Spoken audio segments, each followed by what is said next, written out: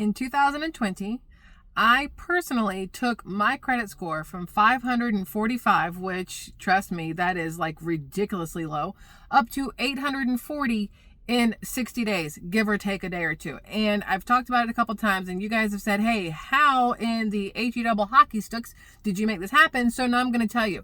But before we jump into that, I do want to mention that credit is ridiculously important. I know there's a lot of people who are on the fence about it, or on one whole side of the fence and think credit is, the devil incarnate, and other people who think credit is the best thing in the world and cash is trash. It just kind of depends. Cash is king, cash is trash, credit's great, credit's awful. Depends on what you want out of life, I think might be the right way to phrase this. I don't know. But credit is ridiculously important. When I was younger, I didn't know that. I thought credit was just a credit card so I could go out and buy whatever the crap I wanted and, make these little minimum payments for the rest of my life. Almost like student loans. You get a student loan, you think you know what you're doing, then the government or whoever else imposes all these crappy fees and fines and interest rates and APRs or whatever else. And the next thing you know, you're paying your student loans back until literally the day you die. And even then you have a balance left behind. Credit cards can be the same way if you don't know what you're doing. So I'm 43 years old. And when I was in middle school and high school, they did not teach us about credit cards. Middle school and high school didn't teach us about crap at my age, right? Maybe older generations, they had decent schools that had home ec and woodworking and all these different things. Mine taught me how to balance a checkbook in 7th grade. And even then they kind of like half-assed the course on how to do this. But when I was 18, this is where things went immediately downhill for me. Okay. When I was 18, my mother gave me my first credit card because I was going on senior spring break and she wanted me to be able to, if there was an emergency, have a credit card for whatever reason. Well, I got a credit card and I didn't use it for emergencies. My best friend Jessie and I went to Destin, which is, ironic, and for spring break, and I maxed that credit card out. It had a $500 limit, very first credit card ever, $500 limit. And I maxed it out in less than a week because I did not understand what this credit card meant. I just saw it as a way to spend money I did not have, and I could just pay it back later when it was convenient for me, right? I didn't understand anything. So I maxed out this $500 credit card, and I paid on that credit card until 2020. I was 18 when I got that credit card, and I paid on it till 2020. And that is the lesson that I need everybody to take away from what we're about to discuss here, is that credit cards, if done incorrectly, can be the worst thing you have ever done in your entire life. But if you do them correctly, it can be something that can give you all kinds of perks and benefits you don't even understand is available, right? So my credit score, because at 18 I did not know any better, I immediately destroyed my credit. When it came time for me to get my first car with credit, I asked my mom to get me a car. She had to sign off on it because I couldn't do it because my credit was trash. When I was going to get an apartment for the very first time, I couldn't do it because my credit was trash. Credit is extremely important. If you want a house, if you want to rent an apartment, if you want to buy a car, if you want to lease a car, if you want to do so many different things, credit is very, very important, right? And they don't really talk to you about this. So I got my first credit card and I made minimum payments. My credit, I maxed it out at 500, and every single month, maybe on time, maybe not, I sent in $29. Well, my interest rate on that credit card is 29.99% APR, right? And if I was late, I got charged $35 or $39, I don't remember, for a late fee. So even though I was sending in $29 a month every single month, I could never pay off that card because my monthly interest and a late fee on top of it would equal or pass that lowest monthly payment that I was sending in. So I was consistently paying. I probably spent $5,000 on a $500 credit card, which is absolutely ridiculous. But I would go get credit cards left and right because they saw me. This is what's crazy. Credit saw me as a, I don't want to say not good, but they saw me as a sucker. I was a sucker because they would give me a low credit line, $200, $250 here, right? Maybe $300 if I was lucky. Sometimes it would have to be a secure Visa. I'd have to put money down to get this credit card, whatever. But they would put the highest interest rate possible on that credit card, knowing that I would consistently pay those low monthly payment back, whatever the lowest was, and I would never ever pay it off because I was really just paying interest the entire time, right? So I did this forever and a day. And every once in a while, I'd pay off a credit card. If it was like a $200 or $300 one, I'd pay it off and then be like, well, I'm never using this card again. And I could never get a credit card, whether it was Discover, MasterCard, Visa, Amex would not even look at me. I couldn't get any of them over a $500 limit. Now, I could go to like the stores like JCPenney, Kohl's, Target at the time before they had a Visa logo on it. Does Target have a Visa logo? No, I don't even know. I might be lying there, not on purpose, but now I don't remember. But I would go Macy's. Macy's is the big one. I would go get these store cards and max those out. American Eagle, all these things, and max those out. And still, same situation. I'd have the store card, high interest rate, and just crap, right? So in 2020, my husband and I wanted to buy a house. Well, we also had our own business. I was still a W-2 employee, but he was a business owner. And as a new business owner, we could not get a home loan because there's certain criteria you have to meet in order for the banks to be like, here, let me give you a few $100,000 for a house, right? And as a brand new business owner, that criteria could not be met. You have to be in business, I think, 2 or 3 years, whatever else. But as a W-2 employee, I could go get the home loan. But with my credit at 545, I could not get shit. So I had to fix my credit. Now, Dave Ramsey will tell you all day long how to do things. And I think his is pay off the smallest one and work your way up, if I'm correct. I could be wrong. I used to pay attention to Dave Ramsey. He's a brilliant man. He really, truly is. But what worked for me was not the Dave Ramsey situation. And it's going to be different for everybody, honestly. For some people, it's pay off the one that has the highest APR. That way you're not spending, all this money on an interest rate. And some people, it's easier to pay off the little ones that's got the lowest balance and then work your way up. That way you have that feeling of satisfaction of completion, whatever, right? For me, though, because I'd had so many credit cards throughout my life, because I had been late on so many payments, gone over limit, just stopped paying. I had 2 or 3 credit cards where I said, never mind, I'm just not going to pay you back. And they were in collections, all these different things. Not proud of it, but was ignorant as all get out on credit and things like that when I was younger, right? So when it came time to get a house and I realized that it was going to be on me to get this loan, I was like, okay, I have got to fix my credit. How do I do this? What do I do? What's the first step? So I started calling everybody. The very first thing I did was I got every single one of my credit scores. I got Equifax, Experian, and TransUnion. I paid the $29.99 to get them done because I had already done the free once a year on freecreditreport.com or whatever the crap that is. So I paid to get all 3 of my credit reports. I printed every single one of those jokers out. Like went to the library, printed them out because it was cheaper to go to the library than like FedEx or Kinko's or wherever. Printed them all out. Sat down with them with a highlighter, like to go through, and I highlighted every single card that had a delinquency on it, right? Every single one that had delinquency. So now the reason this worked for me is because I was also saving up money to pay off certain credit cards. This all kind of goes hand in hand. You have to have the money to pay off the cards, and you have to have the ability to reach out to these credit cards if you want to, substantially increase your credit score in a very, very short amount of time like I did.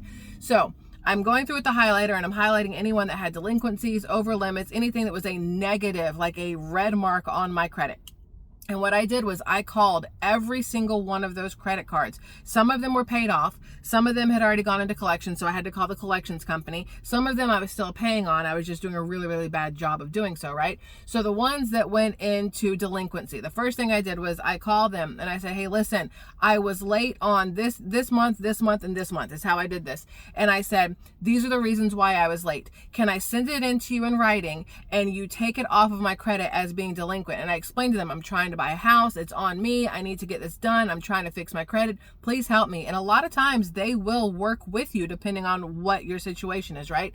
So I was able to call certain credit card companies and have them take off the delinquency so that it didn't show red on my credit report. That right there jumps your credit score up. Now, this is not financial advice. I should have said at the beginning. This is just what I did for me personally. So I called those. So then the next ones I did was the credit cards that had the very lowest balance possible. I paid them off. Okay, I had the ability to do so because these were like $200, $300, $400 ones, and I'd been saving up. So I paid those off. The next thing I did, and this is again not a suggestion. This is just what I did. My husband had very, very good credit. So I had him add my name to one of his longest standing credit cards that had never been late, did not have a high balance, any of those kind of things, because that also helped with my credit. It boosted it up a couple points by adding my name onto somebody else's credit that had good standing. But this can be the downside or the tricky side. If for some reason they F up, that then hurts your score, right? So I had him add me to one of his cards, and that immediately gave me some extra points. So then the next one was to call the ones that were in collections. So I called these collections companies, and I say, because I had 3 of them, I called these collections companies. 2 of them worked out well. One of them, y'all, it was difficult. So out of these collections companies, I called them and I said, hey, listen, you're sending me collections letters for, let's say, $400. And I know in my mind that $400 includes late fees and interest and whatever else, and that really it should have been closer to $250 if they didn't impose all that other stuff on it, right? So I call them and I say, listen, I will pay you $250, which is what I actually truly owe on that card, not the interest, not the late fees, not anything else that isn't, it's fake money that y'all are trying to get. I said, I will pay you that $250. You can have it right now, but I need you, as soon as I pay it, I need for you to contact the credit bureaus and say paid in full, and then take me off as a delinquent or whatever. Like, I need it off my credit. And I made them put it in writing that that's what would happen. I'd said either email me or send it to me in writing that once I pay this, you will have it taken off of my credit, because that will also raise my score. Having a delinquency or something in collections like that really, really hurts, right? So 2 out of 3 said yes. So I paid them the lower amount than what they were asking for, because that's really truly what I probably owed them on the credit cards to begin with. And they sent into the reporting agencies, and they had it removed from my credit, as in good standing. So it didn't show delinquency, didn't show anything else. It showed paid in full, good standing, went from red to green, right? And that helps my score. Then the ones that I did still owe money on, I paid off as much as I could, but then 2 of them I paid down some and left a 30% utility on there, meaning I utilized 30% of what was available, because having absolutely no credit being utilized doesn't look good. You have to have some credit utilized, but having everything maxed out is awful. They tell you that 30% debt to income ratio is your best bet. So if you have a credit card that has a $1,000 limit, don't go past $300. If it's got a $10,000 limit, don't go past $3,000 on it, because that is what looks bad to them when you have a high limit or a high debt onto your limit. If you're consistently maxing out your credit cards, consistently requesting credit increases, things like that, it doesn't look good, right? So at this point, I have paid off credit cards. I have reached out to ones where I was late and wrote in or emailed or sent in. I did both. Sometimes it was physical mail, sometimes it was email, and explained to them why I was late on these days. And I had them go through and change it so that it showed in good standing. It didn't show delinquency on those anymore. So we're turning reds to greens, right? So then the very last one I had was Riches. Before Macy's bought it, it was Riches. And I had a Riches card. And I know for a fact that the credit limit on it was $500. And it went into collections, and they wanted me to give them $2,000. And I said, what the hell for? The max on this card is $500. And they're telling me, well, all the late payments, because every time you didn't make a payment, we're charging you $39. So I didn't pay on that card for probably like a year. I don't know how long it was, but for a very long time. So they're charging me $39 every single month that I'm not making a payment. They're charging me over limits, because every time the late fee would go on, it's technically over limits. Now they're charging me an over limit fee. Then there's the interest rate, all these different things that we're compiling to make it a $2,000 bill for them. But I'm telling this collection company, I'm like, you didn't pay $2,000 to get this from Riches, number one. I didn't spend $2,000 to get to this debt. I spent $500. I maxed out that card and I never paid it. That's on me. I said, I'll pay you the $500.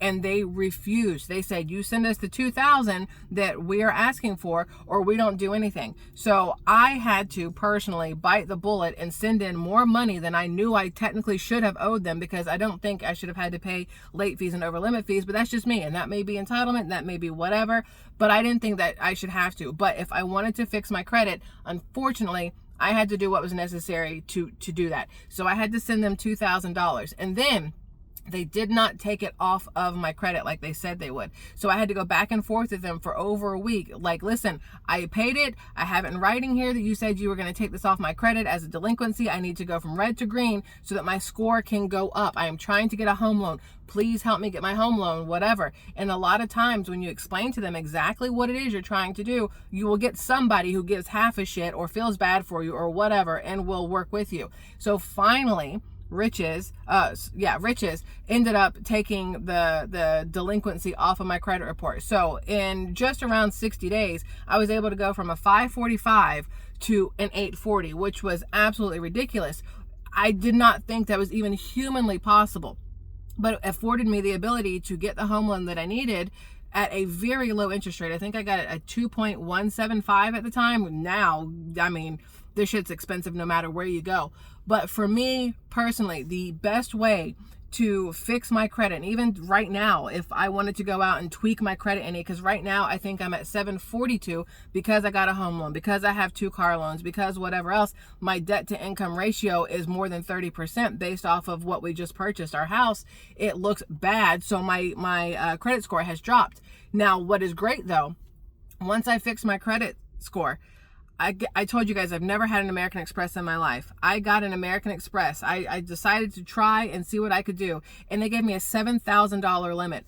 It was the highest limit I've ever had on a credit card in my entire life. And I told myself, I'm going to use this card and I'm going to use it wisely. I understand that there are membership perks. I understand there's cash back perks. So I use my credit card for everything. I don't use my bank card for anything. And I've said it before, my money is attached to that bank card. Their money is attached to Amex. If I go use my bank card somewhere and somebody's got one of those little skimmer swiper things, that's my money that gets affected, and it gets chokeholded in the bank account, right? And then I'm screwed because that's how I pay my mortgage, my car payment, my whatever else. However, if I go someplace like Publix, Walmart, Target, and I swipe my Amex and something goes wrong, that's on Amex. They have to figure that out. It does not affect my personal money.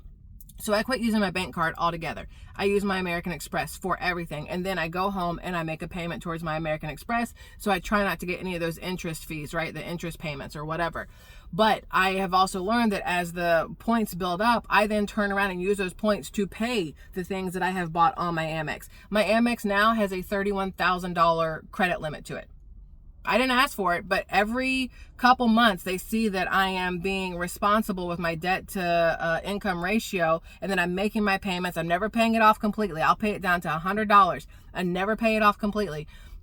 And then I use it all the time and then pay it, use it, pay it, whatever. So they see me as a positive, but they want me to spend more. So the higher limit I have, the more I'll use it. I'll go buy the furniture for the house that we need. I'll use it to book a vacation if we're going on a vacation. I'll use it for the dentist, instead of whatever. What is that? Credit, whatever the free one is. But I'll use my Amex for everything. So then, because I understand that the credit game is a very important one to have, I got another credit card. I got the Chase one, which I don't like Chase, but they have really good perks. A lot of people don't like Disney, but I like Disney stuff and Universal and things like that. And we're taking our daughter for her 16th birthday to Disney because that's what she wants to do. Epic, the new Epic, and whatever else. So I got a Disney credit card only because once approved, I got a $200 statement credit. I got a $200 gift card in the mail to use at Disney since we're going to Disney. That's great. And I have a $21,000 credit limit on it, which is absolutely ridiculous. But I got $400 free for opening this credit card. That in and of itself is a perk. I could never ever use that card again, and I got $400 free from them. So you have to look at credit in a smart way or whatever way. But either way, you can fix your credit. It is not a dire end of the world situation. You just have to know how to do it. You have to be willing to do it. You have to make the phone calls, write the letters, and it's embarrassing as hell when you call and go, listen, I've been done with money. I've been done with credit. I don't know any better. I didn't pay these things. You don't like looking skeezy to people, even if you don't know them. But when you go, yeah, I just decided not to pay it. Well, now I need to fix it. Can you help me? I mean, it takes a lot of, I don't know. I don't know if backbone's the right word. I don't know the right word here, but it took a lot for me to do that because you feel, whatever about getting into bad credit like that. So it is very easy to do if you sit down with your credit report and really look it over, and start with the smallest if that's what you need to do, or start with the biggest. It all depends on your own situation, obviously, but it is not hard to take your credit score from 545 to 840 in a short period of time, especially if your credit score is that shitty. Like, if it's that bad, it's for a reason. And the more reasons you have, the easier it is to fix and take yourself to a much higher score. If my credit score had already been 740 and I was trying to get to 840, that would have been much, much harder to do, because I wouldn't have had anything to fix in order to take me up to that 840. But if you have things that can be fixed, it'll help you grow your credit score very, very quickly. So that's what I did. I know it's a very long way of explaining it to you, but hopefully it helps somebody out there. And again, like I said, Dave Ramsey is a genius. The way he does things is great. For me, in my situation, I did things a little bit differently and it worked out well. It will be different for every single person out there. But I don't want people thinking that if you have bad credit, you're stuck, you're screwed, it's over. You can always fix anything. Anything is fixable. So hopefully this helped. Let me know in the comment section what you think, if you've tried stuff like this, where you're at, where you're trying to be, and what you have done to kind of take yourself to the spot you need to be in credit-wise, and why you want the credit. Some people just want it for the credit card so they can go shopping. Some people want it for a car, for a house, for rent, whatever. But I'm just kind of curious for you guys why you were interested in the how to fix your credit score, because there's got to be a reason, right? It's not just shits and giggles. But anyway, y'all, I love you immensely. Make sure you guys check out my partner in the pinned comment and in the description if you are interested in saving some money possibly, or just finding out if you have the right Medicare situation already. Make sure you guys call Chapter. Again, the number is in the pinned comment and in the description. It's if you're 64 and a half or over, trust me, it's worth a free phone call to see if you have the right Medicare plans, or if they can switch it up for you a little bit that might possibly save you money. But besides that, I hope y'all have a fabulous day. I love you, Squirrel Tribe, and I'll see you later. Bye.